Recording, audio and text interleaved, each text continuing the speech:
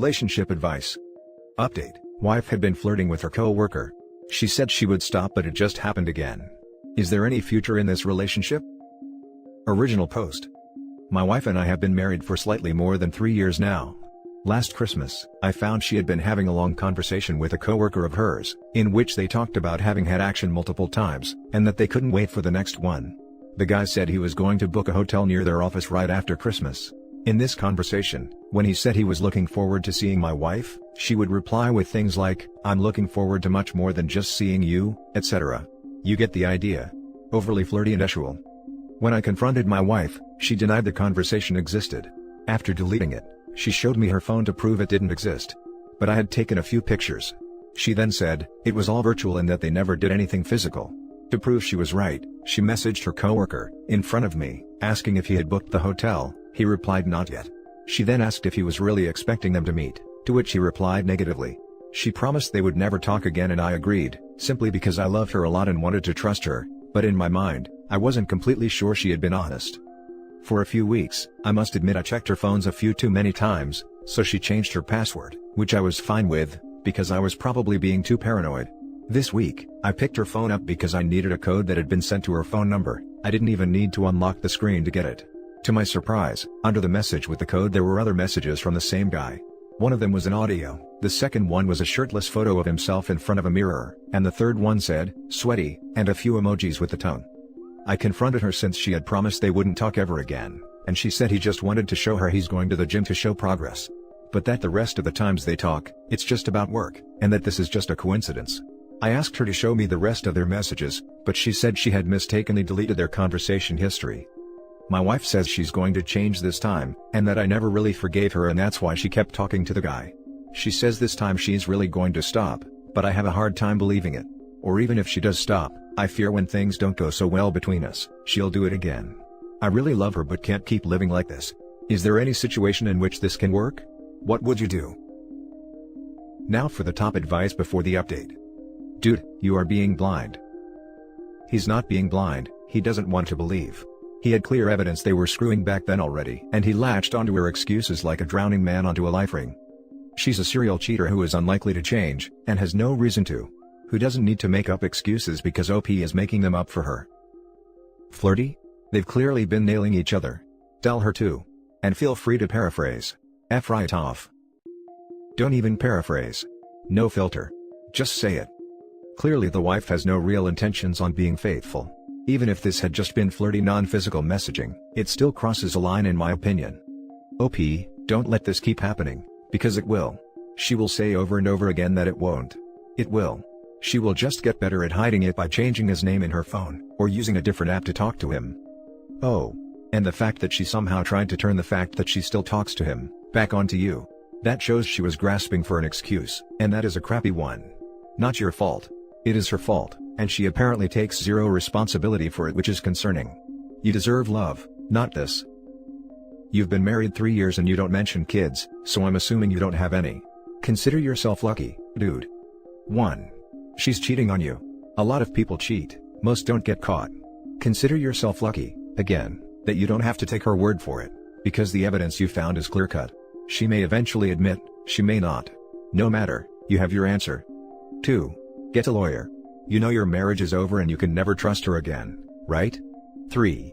Book an appointment with a therapist.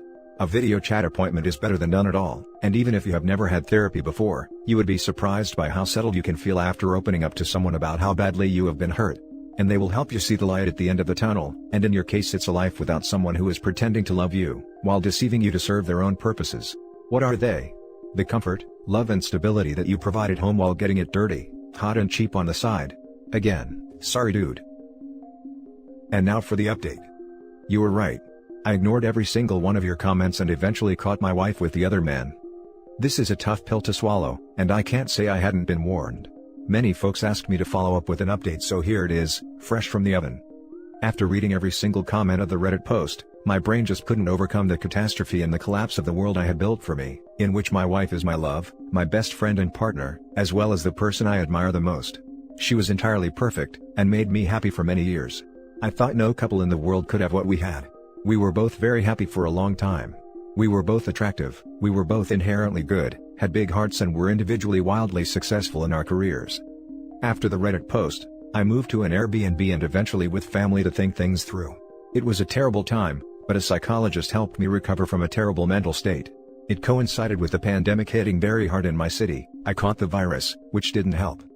During this time, we kept talking and my wife was very sorry and continued saying they hadn't met.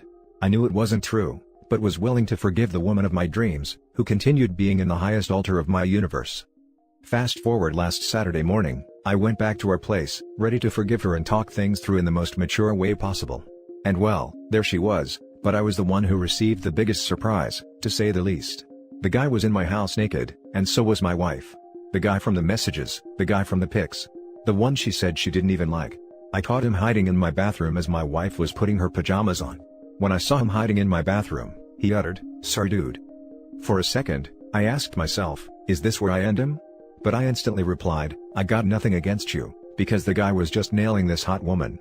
Even if he was doing so in a house full of pictures of me. Pictures of our wedding and our families. Pictures of my dead father who would be so sad to see how the marriage he never witnessed was going to end. He has always been the reason I try to make the world a better place. He passed away 2 months before our wedding. I'm sorry. I still love her to death. But I understand enough is enough. Even if my world collapses, I hope I can build a new one without lies and in which I'm not just a blind believer under an altar of a fake god. Godspeed. Now for some comments. Just make sure you don't take her back, because she'll do it again. Sadly, from the context of his post, he very well is going to take her back. His post reeks for low self-esteem. It's horrific what happened to him, but the worst situation here is his low self-esteem and codependency. He needs individual counseling immediately. God freaking speed man. Your wife will never be sorry for what she did.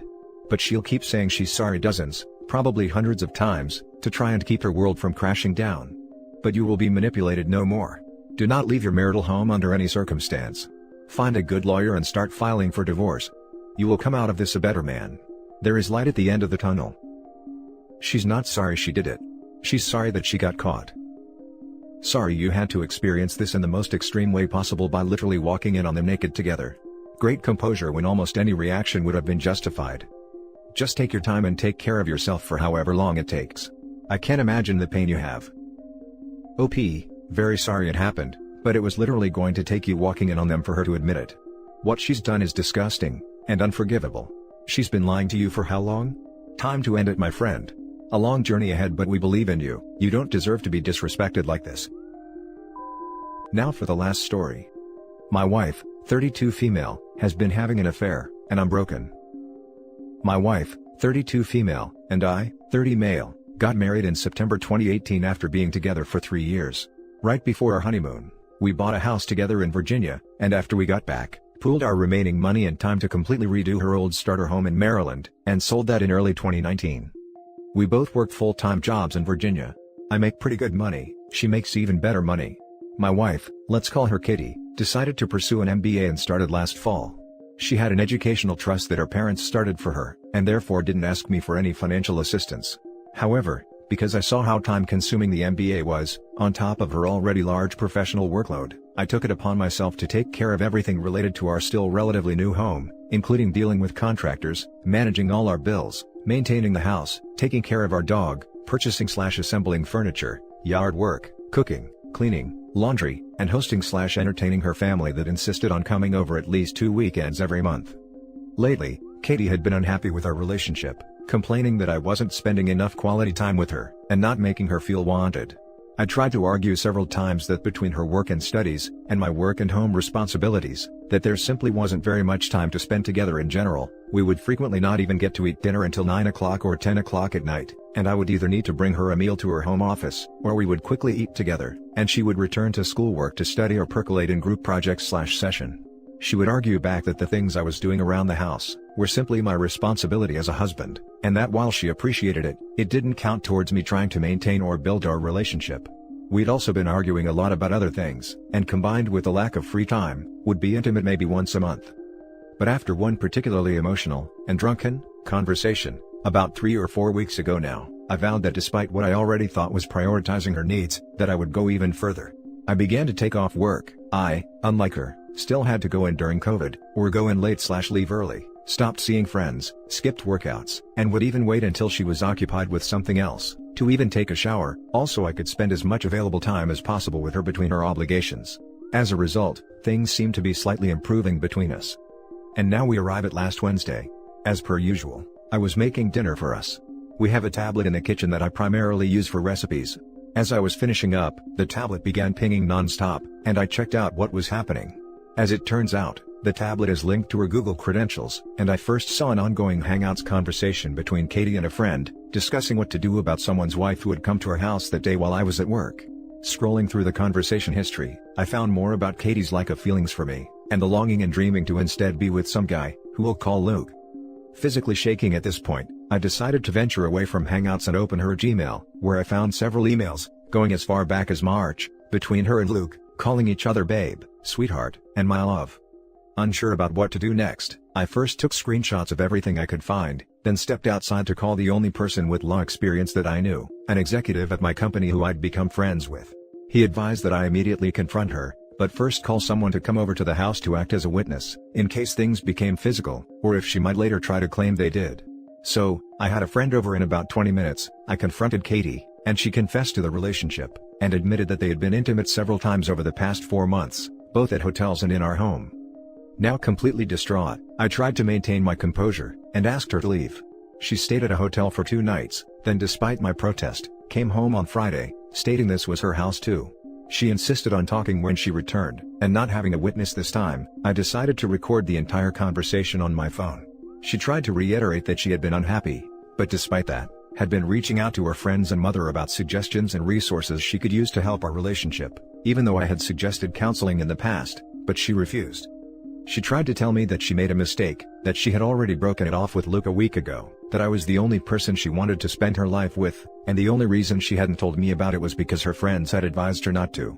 She also said that if we truly love each other, that divorce was a mistake, and that we should be able to get through anything. I replied that love is worthless without trust, and then said that if she insists on staying here, to please stay in the guest room. Obviously free usage of her home office and the guest bathroom, but to please stay out of our bedroom/bathroom unless telling me first. So now I'm here, sitting in my house alone with just my dog. Her and her aunt/uncle/cousins are currently at our neighbor's house for a barbecue. They don't know about what she did. I can't bear to go over there, because I don't want to talk to or even look at Katie, much less pretend in front of a bunch of people that nothing happened. 90% of me wants to get a divorce, but despite her feelings, I was very happy with the life we were building. We had even been talking about being pregnant by this time next year. But no matter what I decide to do, I know I don't want to make that decision without getting more information about what I can do, what might end up happening if we proceed, and I definitely want to talk to a few VA lawyers to protect myself. We only have one joint account with less than $20,000 in it, and the only asset we share is our house. So that's it. I'm sorry for writing so much. If you've made it this far, thank you for reading. And I would really appreciate any and all insight, suggestions, or advice. I just feel completely destroyed, empty, and alone. Please help me. Now for the top comments. Divorce, no kids. 10,000 average with lawyers if either of you fight. $500 for disillusion. Both with half assets. During my divorce to an actual Katie, who was banging a dude at her work, my therapist said, someday she'll just be someone you used to know. 6 years later I can't even picture anything about her. No kids makes it so much easier.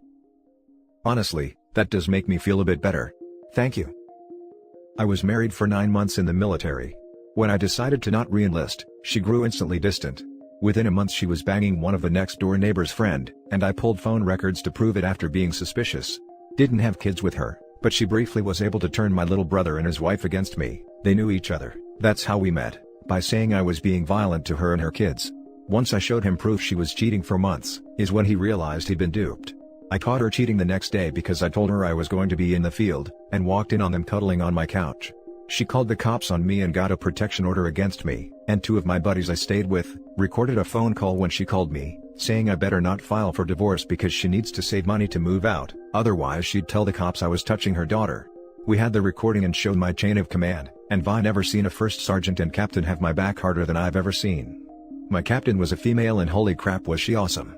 Her and my first sergeant would check on me regularly, went with me to get my stuff from my house, and made sure if she tried doing anything shady, they protected me. So luckily my life could have been ruined by a woman who just wanted benefits, and the last time I checked, my ex-wife had 6 kids with 5 different guys. Seek a therapist and a divorce lawyer so that you can prepare yourself for the future. Maybe you'll survive, most relationships don't, but you need to be prepared either way. She needs her Wont counseling and then marriage counseling to even have a chance. Your journey from here is long and hard. You will have good and bad days. She is going to have to seriously understand how traumatic this was for you, and the serious number she did on your mental health. Thanks. My concern is that since she was blaming me to begin with, that she would make all the counseling about that, and not about what she did as a result. But I'll look into it. I appreciate the advice.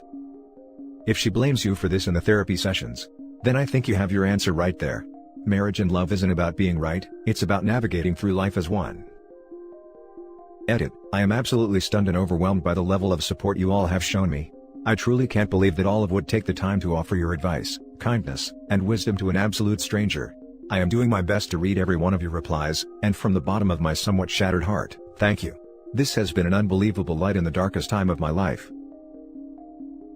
And that's it for this video, guys. If you have thoughts to share, leave a comment below. Don't forget to hit like and subscribe if you like this content. I'll catch you in the next one. Good day, everyone.